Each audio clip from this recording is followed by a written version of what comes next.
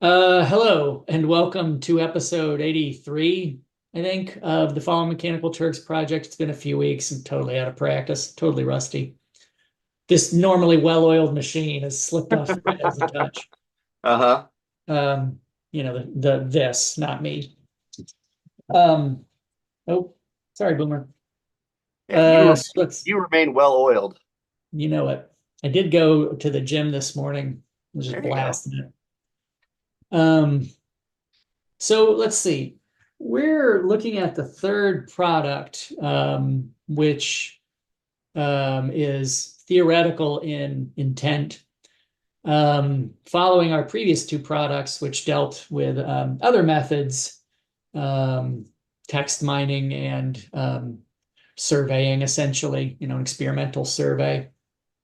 So here we're looking, I mean, how would we thumbnail this? What we're looking at is how Mechanical Turk and its ilk themselves craft theoretical notions of the human, or how would we say this?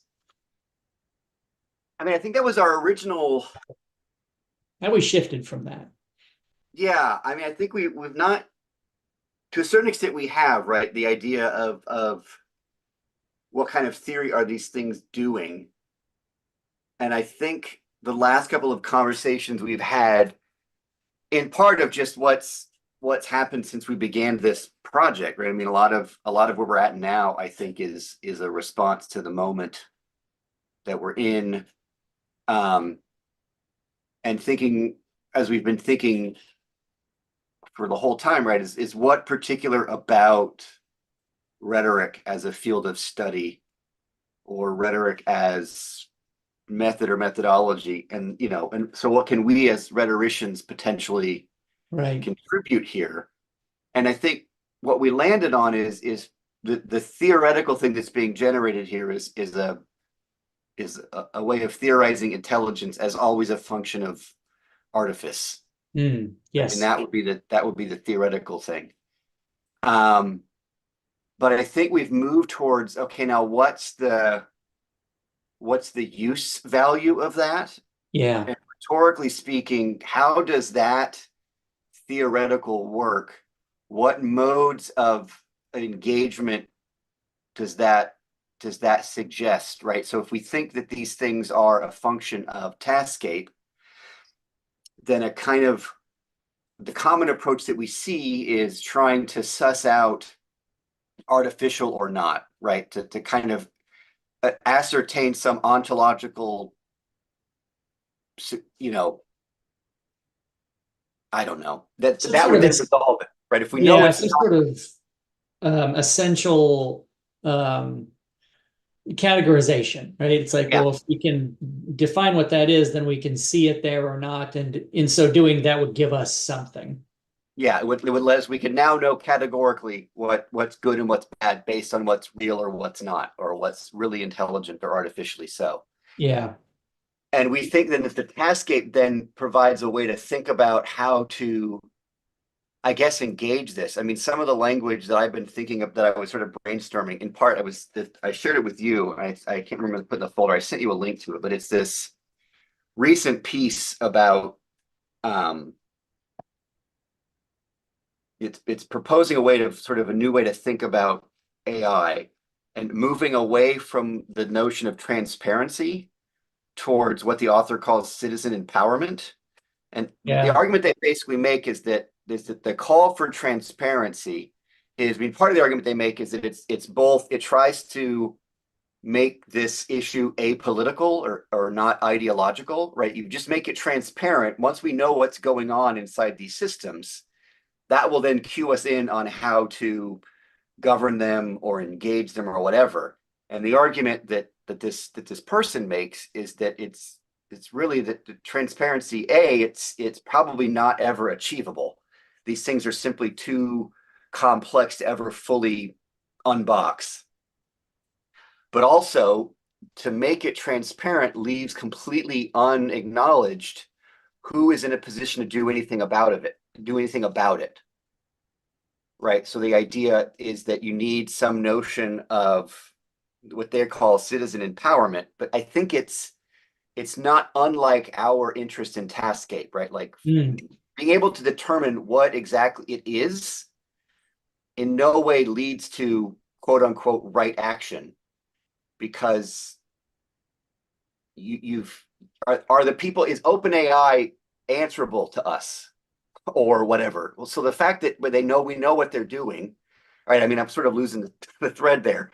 Um, but it's the idea that the notion that transparency will fix this ignores that this is actually a much larger scale problem than simply the code that's happening, right? That mm, it's a larger taskscape in which these things are operating. That's where you need to be thinking in terms of whatever an intervention might be. Um, so it's not necessarily something that we might sort of fully cite, but it's kind of picking at something that I think related to what we were getting at, which is that simply being able to identify it ontologically doesn't at all prepare us to do anything about it rhetorically or politically or anything like that. mm, And so what it got me thinking about is that and this is just a brainstorm from the other day, is that we've been thinking a lot about in the first two pieces, readability, right? So how does readability get generated?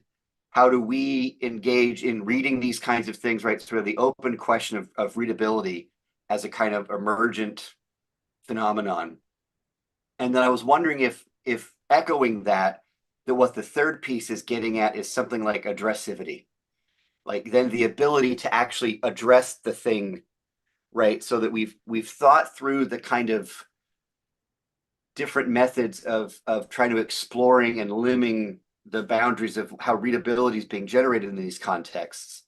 And it strikes me that the third piece is getting at, okay, now how do we actually say something to or about that, right? How do we now address artificial intelligence in a way that is, we would make the argument, like more productive or more likely to lead to something like that? And so, sort of another kind of rhetorical term, which is like, who do I have to talk to get this thing resolved, right? And notions about transparency or ontological certainty, right? They don't actually get at addressivity. They don't actually get at who's supposed to be talking to who should be answerable, those kinds of things. Whereas our wager, the term we've been using, is that embracing artifice, thinking about notions like taskscape, right, increase the range of addressability in terms of how to talk about this kind of stuff. yeah. Um, yeah, so I mean, I'm looking at our outline here. Let's see. Let me share that, in fact.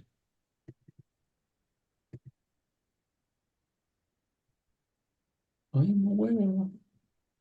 Oh yeah, this is where I added some of the quotes from this. Who's the author's name? Stamboliv. They're in Austria.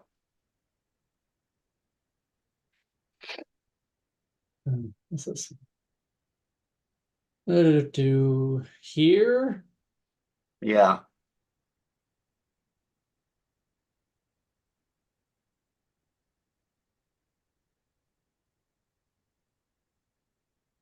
What's the gist here? Let's see. Well, this is the piece I was just talking about, but right, transparency is not about trying to understand the origins of algorithms, but rather this signifier acts to hide some of the more challenging opacities like power or impotence, which and XAI is just explaining AI might not Yeah. necessarily address, but should. There's no getting to the core, as algorithms in AI are rather networks of relations than aligned to trace. Having a transparent algorithm is therefore impossible because it makes the false promise of returning to an imaginary core or ground that does not exist, even if this should not be seen as an excuse to avoid justifications. So right, but what jumped at me, right, was this notion of what we're able to address in this conversation, and how does the way that you approach that structure the addressivity of a particular issue. Mm, So this overemphasis on transparency right? I think similar to I think our arguments against essentializing just don't provide a robust enough taskade to address, right? There's not enough to do there. How does that shape? What are we doing if we're presenting cases? What are we doing when we analyze those cases? I mean, I think it seems like some of the cases that we've looked at are cases that attempt to address AI beyond something like transparency or its essential qualities, right? They're getting at other aspects of it. So, question. I mean, I'm thinking again of the Be My Eyes Yeah. or the Nightshade, right? Like that we're not going to make the case that this shouldn't be used to generate art because it's not whatever. It's like, no, how can we throw a wrench in or something like that? I mean, whether or not these things work or not, or whether they're viable or not, there's a sense in which the way they're addressing it is they're not relying on a kind of conceptual argument about its status as a thing. They're talking about it in terms of how it fits into a particular taskgate. Yeah. So I've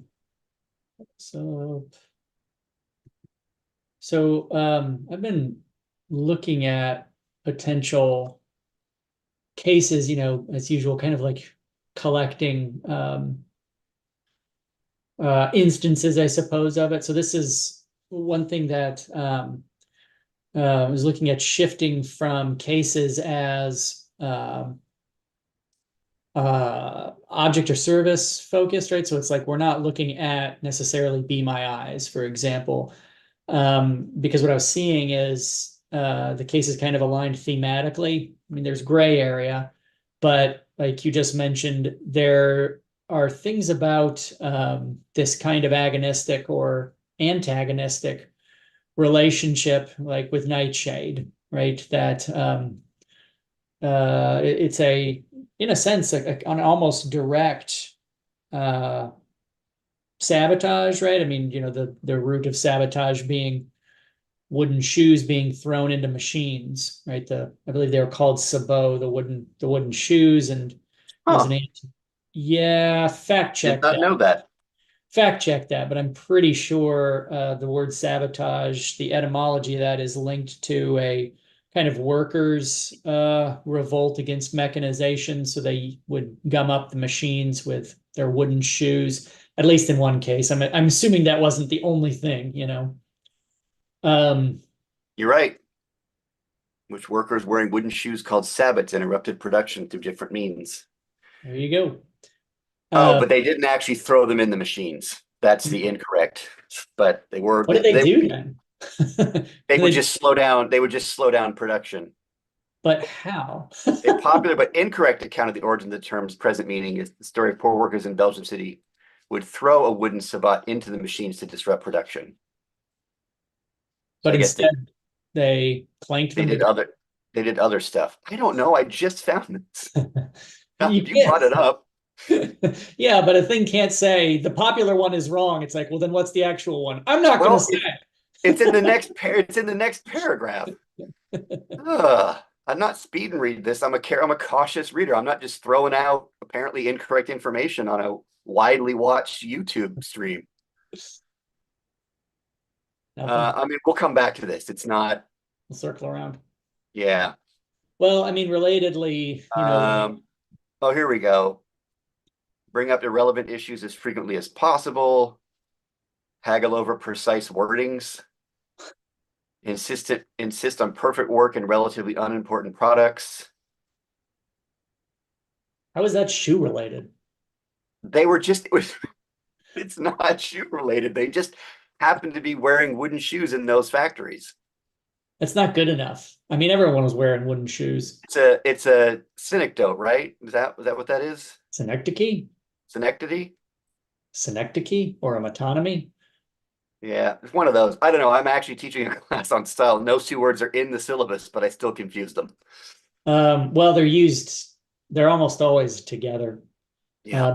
One's part for a whole, but one's substitution of a I like that Yeah.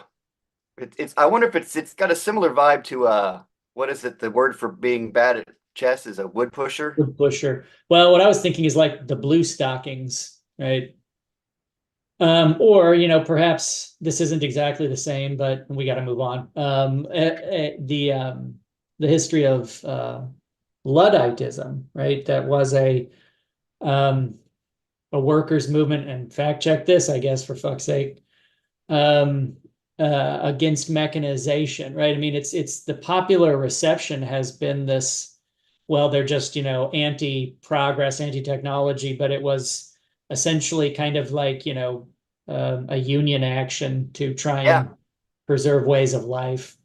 Not No. too far from what we're seeing, like the entertainment industry, right? They just went on different facets of the entertainment industry just went on strike, and the thrust of those discussions, it happens all the time, but the thrust of that discussion was um, uh, the role that generative AI is going to play in the creation of that kind of art going forward, at least until the contract comes up again. You can kind of feel this will be iterative, right? But Yeah. um, Well, I mean, it's not. I mean, given where we started and the way in which labor has been, hovering around that conversation, it's not surprising that I ended up just on the Wikipedia entry for Luddite. Yeah, they get a bad rap. They did actually destroy stuff. yeah, And they and would it's sell it, people. and they described a guy. They followed a guy named Ned Ludd, Yep, that's where it comes from. and struggles sometimes resulted in government suppression, such as the protection of stocking frames. How did Ned Ludd die? Not to be confused with the Ned Ludd restaurant,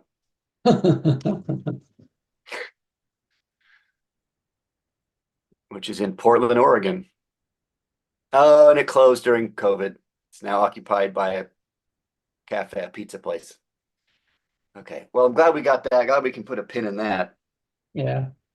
Um, but no, but I mean, it's interesting the connection there, right? Sort of organized labor action as a model or an instance of how to engage AI is not out of nowhere in terms of what we've been discussing and thinking this whole time, right? Like, no, we don't need to know whether it's smart or not, truly.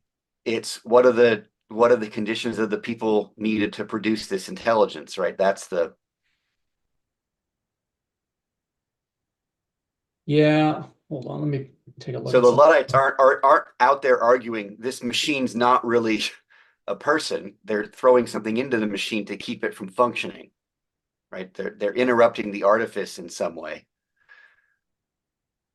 Yeah. Well, and what I was looking at is how we can kind of put those together where we see those movements like Nightshade and other ones. Demonstrably, and a political insider historically. What is happening? But I hesitate to name someone at this point, as that act of naming a running mate is kind of a power move. I think the machines are rising up against you.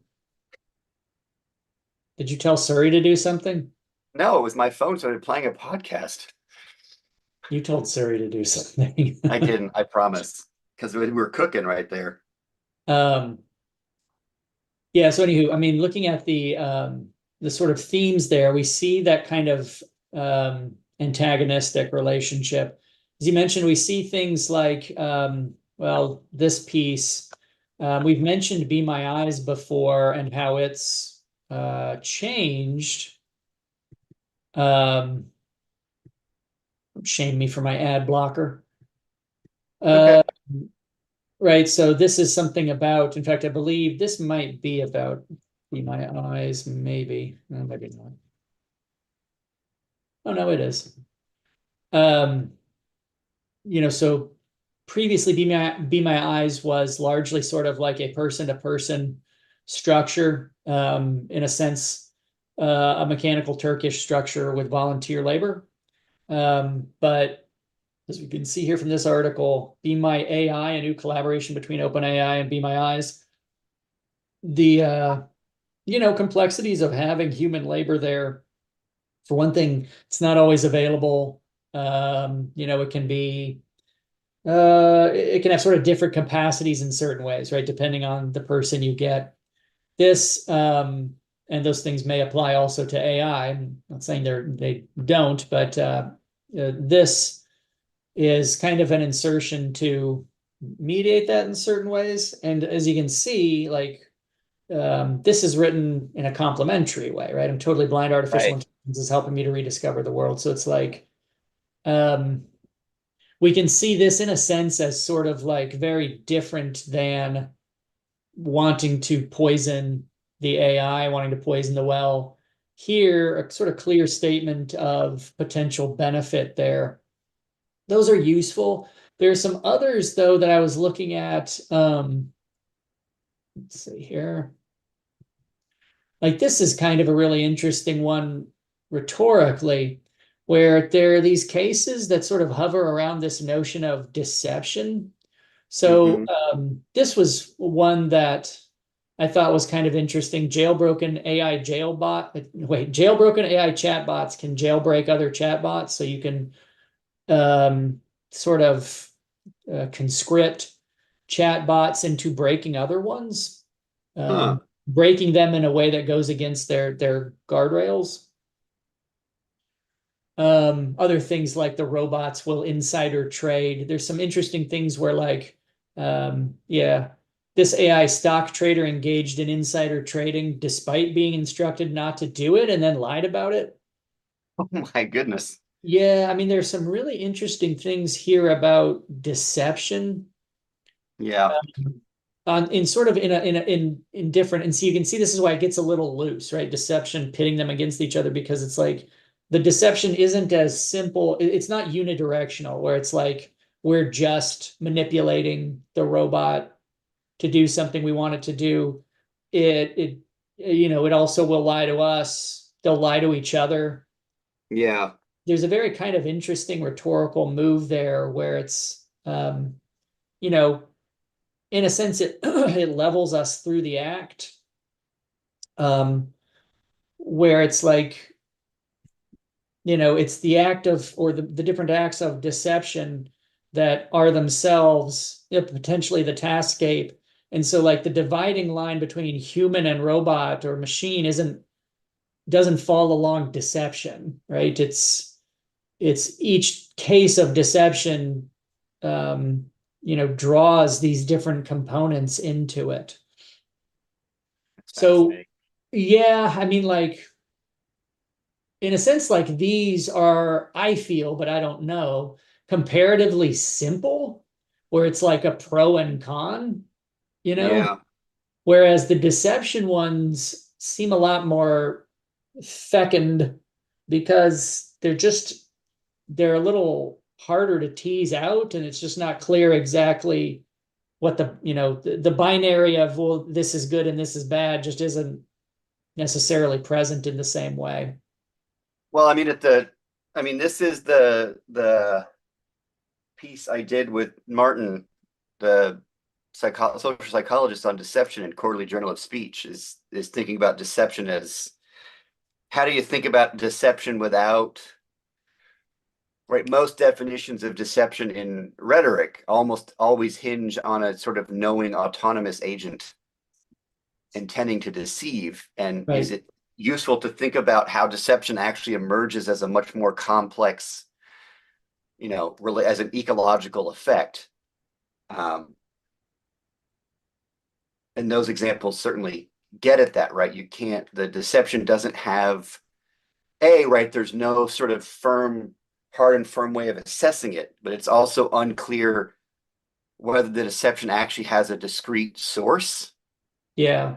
Whereas it's actually the deception here is an effect of all of these things engaging each other in particular ways. Yeah. I mean, deception, and like things like culpability. I mean, those are always interesting because they tend to hinge on, as you say, this kind of almost I would hazard enlightenment notion of intent. Yeah, right? It's yeah, like, what did you actually mean? I mean, it's like, that's kind of how we have lies. It's like, yeah, but you knew this and yet you acted contrary to that. But that's this very interesting notion of like, you have a core intent or a core thought, and this is in contrast, or contradictory to it. Whereas it's interesting when it comes to the machine, even looking at that article where it says it lied to us about what it did, that's an interesting, it's like a Kevin Kelly kind of move when he says, what technology wants, where it's like he's intentionally pushing that because that language, hmm, because he wants the kind of like Overton window or whatever to accept it, where it's like, well, in what ways are its intents different than our own, right? I mean, it's like if you're saying the machine lied, you might be kind of implicitly relying on that humanist or enlightenment model of it it knows what it did. And right, it's right, it's weird because at the same time we're shouting, no, these are stochastic parrots. They don't know anything, right? They're just right, assembling words. And so it's like there's kind of a double critique of, well, first, you could apply that to us as well. I mean, I don't right. know how my speech works, but it wouldn't surprise me if it was like, well, you're just probabilistically pulling the next word based on what you've encountered. I'm like, yeah, that seems right.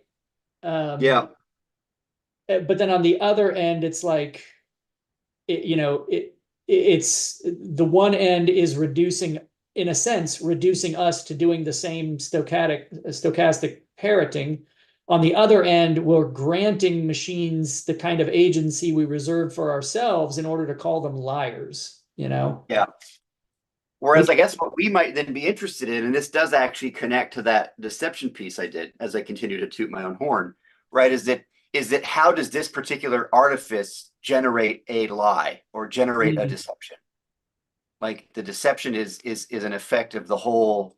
Like a lot of the examples we were looking at are like, well, you don't like oftentimes you see deceptions in instances where the deception is likely to work or there's motivation for doing right that there's a context in which that deception emerges whereas it might not in other right. So the idea that this artificial intelligence taskscape generates a deception or generates a lie as opposed to it's lying because the it's as this other article points out there's no it there, it's a network, right? There's no you're not gonna be able to backtrack where the lie started because the lie emerged from a set of particular relations. So let me float this. I mean, like, if what we're doing here trying to trace out like the artifice, and if so, it's like, can these cases be like permutations of artifice? So, like in this case, deception is a kind of artifice, right? Yeah, In some of the other cases, it's like the artifice in the nightshade related cases, it's like what we see as artifice here is a sham human, right? Where it's like, that's why we hate it, because we see it as, I mean, just sort of brass tacks, it's like it's displacing or feeding off my labor. And right, maybe that's it. It's, I mean, maybe we see it as a kind of uh mockery. I mean, it's like, what's the type of artifice? I mean, maybe that's how we can organize cases, is like, what's the type of artifice we see in these cases of nightshade? What's the type of artifice we see in these cases of the machine lying to us? What's the type of artifice we see in the case of Be My Eyes and its ilk?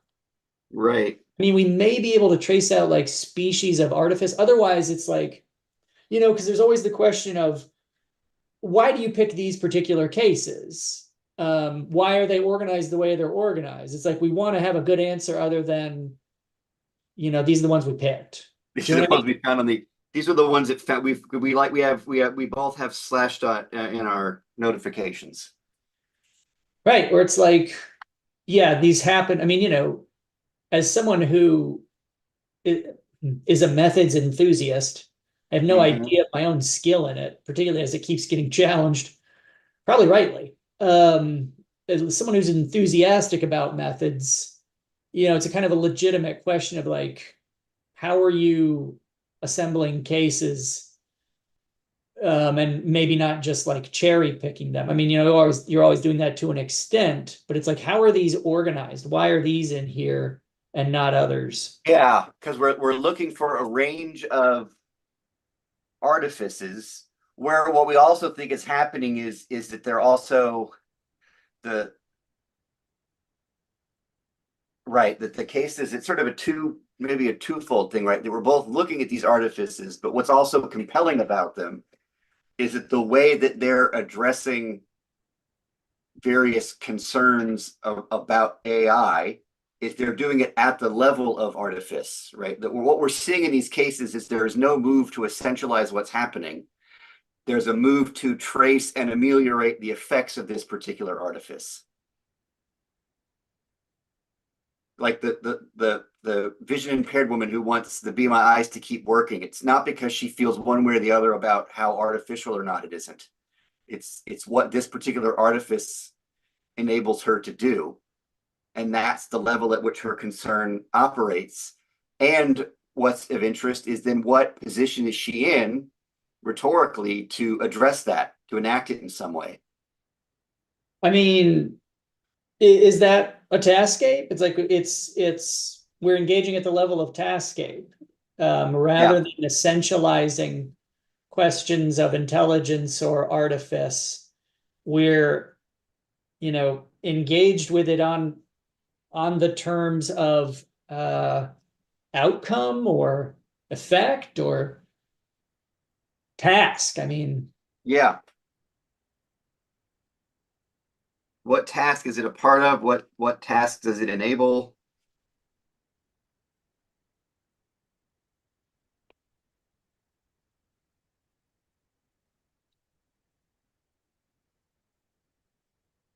But yeah, where at what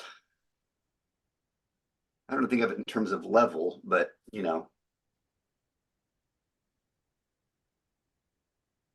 yeah, I mean, like, there's it seems in all these there's no I mean the deception was a little bit like the night shit and the Be My Eyes, there's no apparent investment in anything.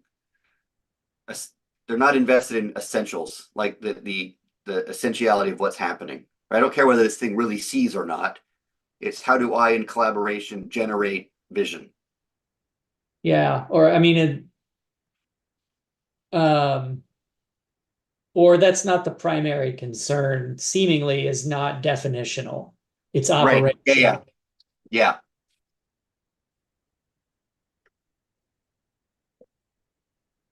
So then whatever the assessment is, it's not going to be, is it really this, but operationally, what does it produce relative to what my Yeah, wants are in this my particular. desires. Yeah. Yeah.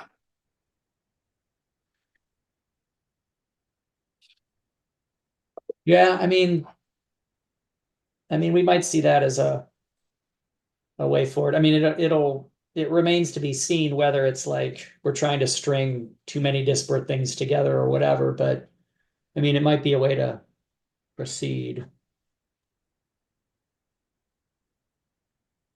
Yeah, because I do think it still gives us those. I mean, I still like the idea of making those case studies central in some way because it constrains us from becoming too hypothetical. Hmm. And then maybe then this theoretical stuff is a way to, this is what we think we're seeing here. Well, I mean, And that's a standard move. Trying to separate the results, what it is you're seeing from what you think that means, your results from your discussion. Case studies, potentially a little trickier because um, it's arguably the results are arguably in a way uh, interpretive I mean, in what's that? we could also think of them less as case studies and more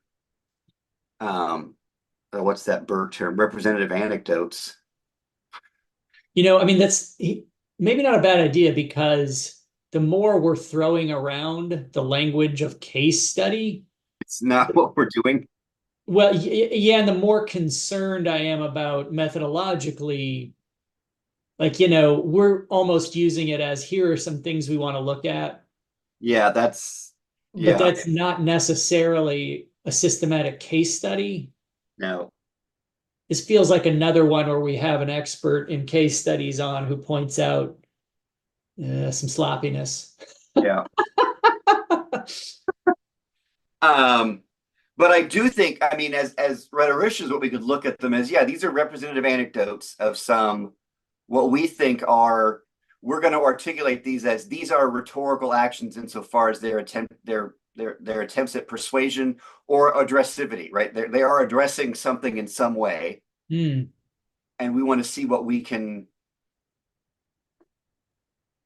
Yeah, I mean, that might be in our wheelhouse, seeing these as rhetorical acts. I mean, that gives yeah, us a kind of, we're allowed to determine, these are rhetorical acts. And, if pushed, we can put, and here's why, right? I mean, we can put the boundaries of, and here's why they are. yeah. Um, And in light of what we've been looking at, we think this is a viable way for, you know, rhetorical scholars right. and practitioners to think through how to respond in this particular moment. Right. I mean, it taps into what is potentially sort of overarching argument of what can we contribute. And it's Yes, like, if we can see these as acts of rhetoric, as rhetorical acts, suasive, steeped in a kind of ethic, potentially emergent as much as predetermined, yeah, um, then we can unpack them in certain ways, and that will be our voice in this broader dialogue. yeah. That we Or think it's a, they yeah, are. We see them as rhetorical acts, and they're rhetorical acts that avoid what is seems to be common in often discourse around AI is around AI's essential or ontological status. Like, yeah. see that as there's no purchase there, which is Which, then like signal to that piece I found, right? That there's related discourse around here that's, that other people in areas of AI and that are also that what they're getting at in terms of the limits of transparency are potentially resonant with what we're talking about. hmm, And whether that's a fully fleshed out thing or just a short paragraph that checks to it. Because I know in the past we've liked to make that move that we're either not ignorantly replicating work that's being done someplace else, or these aren't just old chestnuts that this field is ignored. We've got an example of a piece that's more closer to the area than we are, that's scratching the same kind of itch. yeah. Well, it's So it interesting. shows that we're in the ballpark at least. It's interesting, if we're, differentiating from a kind of definitional move, which can, be a technical move of transparency, where it's like, well, no, there's an answer. This is a finite set. We just don't get it, right? I mean, there's the kind of like black box thing of it's knowable, we just don't know it, versus it may be never fully knowable. But it's interesting because like there can be a technical argument there, a technical definitional, which is like, well, if we can just audit thoroughly, Right. then we have a kind of definition, but it's also in a sense a kind of without being too without strawmanning too much, but it's also sort of anti-philosophical move where it's like we're not dealing in sort of like ontological categories either. Right. I mean, that's one way I often kind of fairly or not divvy up philosophy and rhetoric, who, are historical frenemies, are it's like, well, we tend to shy away from is questions, from, ontological resolution about what is. We tend to deal more with, what were its effects, effect, not essence. What did it do? What did it rest upon? If we Yeah, want to do something else, what would you do? Less than, yeah, but what was it? It's like, I don't know. That's a hard thing for us to try and answer. yeah. We Well, I don't do find that like here. about flat pieces, it sort of makes both moves. It's like, hey, I'm not convinced we can ever know, but they don't stop at that, right? But it's also that desire to want to know that way is itself a problem, independent of whether you could actually achieve it or not. Yeah, We probably won't ever know fully is, um, and the desire to do that precludes other ways of proceeding, yeah, and the assumption that that will fix it also generates effects. In this person's case, you just ignore the ideological, political yeah. dimensions of this because no, those are actually what you got to cut through to find out what's really going on, right? But Right. then Yeah. now we know what's really going on, but we've done that at the expense of it's that scene in oh god, I always get it confused. The scene about the movie about Thomas More, The Man for All Seasons, and Right. there's the scene where his son-in-law wants to go after this guy, and who cares? Like he's wrong. Who cares what we need to do to get rid of him? And Thomas More gives that speech about you'd mow down all the laws to get to him, but then when you get him and you turn your back and the devil comes at you, how do you protect yourself? You've gotten rid of all the mechanisms you'd use. What laws? There are no laws anymore. You've gotten rid of them to get your ends, right? So Yeah. that you down. I mean, this is the argument Latour makes in the politics of nature, right? You want to save the environment by trying to depoliticize ecology, and then you ruin the very mechanism you need to be able to do anything about it. Yeah. Right? This is actually precisely where you need more politics, not less. It But is interesting the way that those are positioned as artifice, concealing the facts in the case, right? As they commonly are, where it's like, if we could just get away, if we could just strip away the spin, we'd have the core of the thing.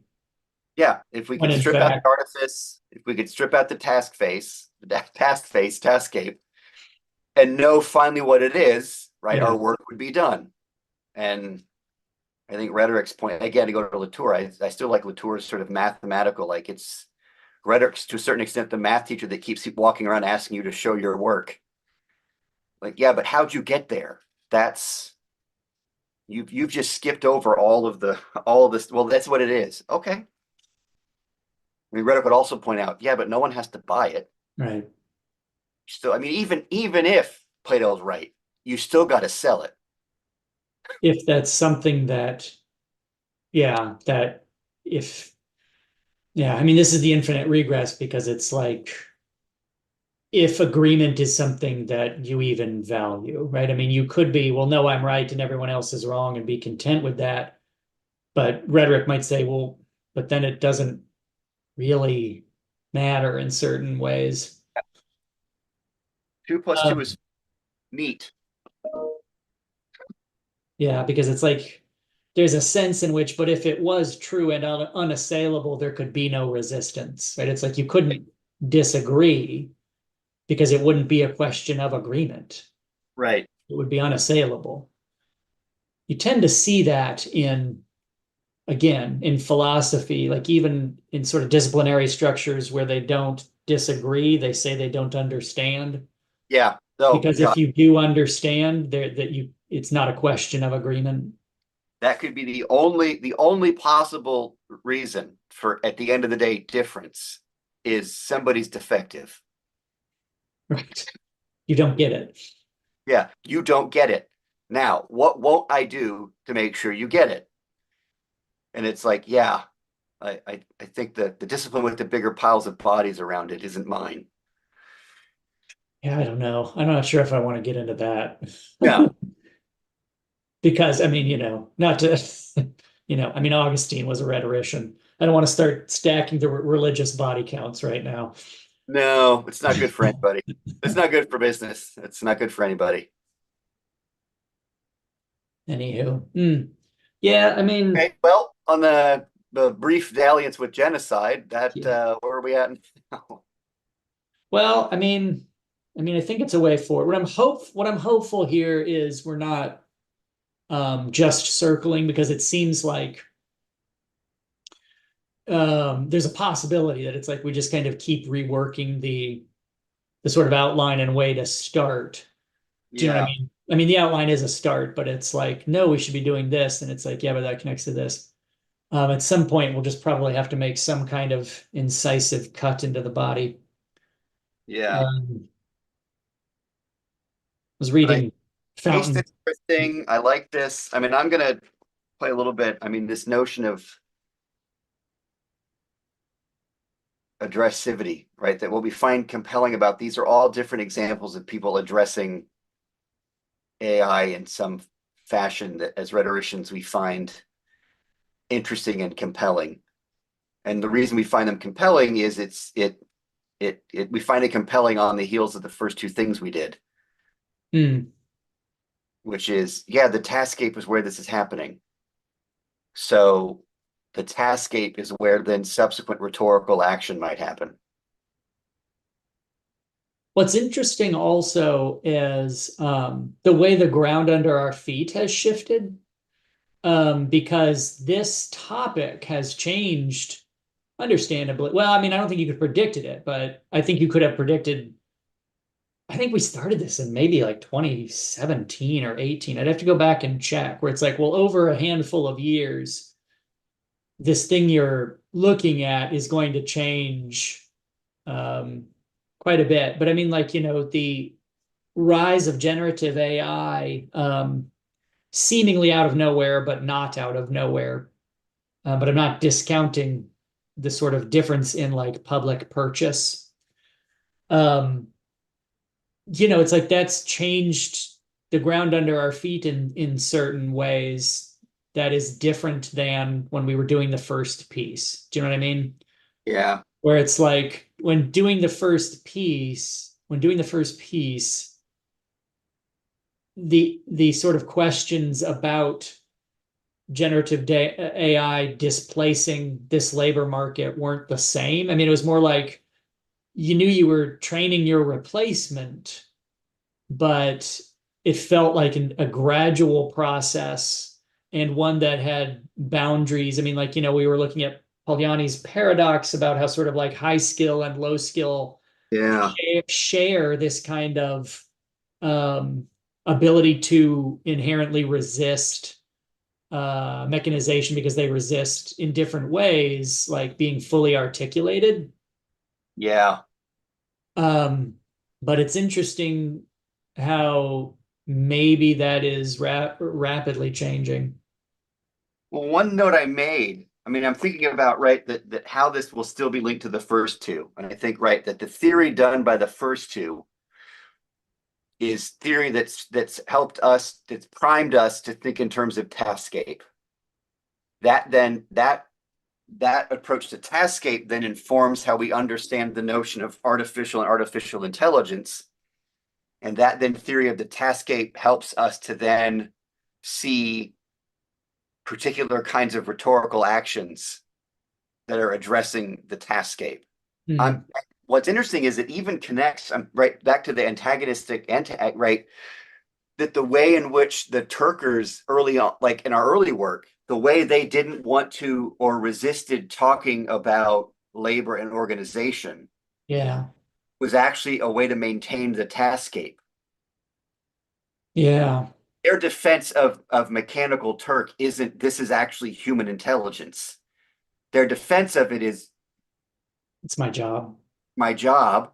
And if you unpack this, if you disentangle this, if you threaten the taskscape, the requesters will leave. Right. So even the resistance of Turkers to want to conceptualize their work in terms of labor, we can see as the kind of rhetorical action that we're looking at in terms of the nightshade of the Be My Eyes, right? The way that they address intelligence is as a taskscape. Yeah. The Turkers aren't saying, no, this is actually really artificial intelligence, or that's they're not defending what they're doing or discussing what they're doing on any kind of essentialist, right? It's no, this is the taskscape I need in order to scrap together income or make ends meet, Right. right? So that need to resist to want to talk about it in a particular way could be read as a rhetorical action that's designed to maintain that taskscape. I don't Yeah. want to not defending M. Turk's work on ontological grounds. I'm defending it on operational, right, as you said, Yeah. or so maybe Yeah. even connections back to those, you know. Well, and I mean, that might be a narrative to draw into the piece itself, Yeah, you know? I mean, where it's like, here's how we're going from A to B to C, yeah. I guess. That what we saw in that those early works and that research around it and the ethnographic approaches is right to maintain those hits. You have to maintain that taskgate. Do you have a stamp on the back of your palm? I do. I went to a Will and I went to a hockey game last night, and we had to get this is the ticket. Interesting. $5 at the door. It was high school hockey. Hmm. And they're It was hand stamping for a high school hockey game, huh? yeah. Well, they have to do them at like rinks. So like this game was squeezed between open ice time for a practice, and Okay. like his high school doesn't actually have an ice rink, so there's no complex system for selling tickets. You just give the lady $5 and she stamps your hand so the park ranger lets you in. Fucking park ranger. Um, well, I mean, I guess that's a way to go. Yeah, I think so. I'm gonna. The end of I mean, this. not bad for having taken 2 months off. Yeah. I still think this is viable, No, I think and it I is. I think identifying I don't know a handful of case studies we think are rhetorically interesting, and what makes them rhetorically interesting is the way they think about and perform the taskscape as their primary theoretical rhetorical framework. Yeah. I don't care what it is. I'm interested in what it does and what it doesn't do and what it can be made to not do or what it can be undone. Yeah. I don't care whether it's deep down just like Picasso. What I'm bothered by is the taskscape in which it generates its art. So the argument I'm going to make against it is I'm going to do something Luddite. I'm gonna throw my wooden shoe in it Or not, as the or case. not, depending on who you ask and how quickly you ask them. Man, I still never got a good answer. I I still, I give me time. Those are my marching orders. Is now we actually have to resolve this Sabat shoe issue. yeah. What's the etymology of sabotage? It's an easy question. Yeah, I mean you were both really right and very wrong. Well, a lot of that going around. Strikes me as that seems like that's your lane. Yeah. Well, I mean, I think that's everything. I mean, I've been accumulating potential Yeah, cases. are those case studies in the folder? No, I just have that in my hot little hand. I mean, I can shift them though. Yeah, save those. Um, yeah, it's just, I just have all these different documents, but I can shift that up there. Yeah. Okay. I just saw this recent thing that says researchers made an IQ test for AI, found they're all pretty stupid, which is interesting because I mean, it's like birds made a flying test for fish, found they suck at it, you know? Right. Yeah. Uh-huh. Big surprise. The IQ test we made for AI says, oh, they're actually dumb. Good. No need to worry. Yeah. I guess problem solved. Yeah. That's helpful. There were just some other things here. I mean, I don't, yeah, this is all this, but like, how the Turing test is anchored to deception as well, right? It's if you can't tell if it's one or the other, the lie is good enough. That's how you know it's real. Yeah. Anyway, all right, well, Yeah. I guess just proceed. Is Is this a good Huh?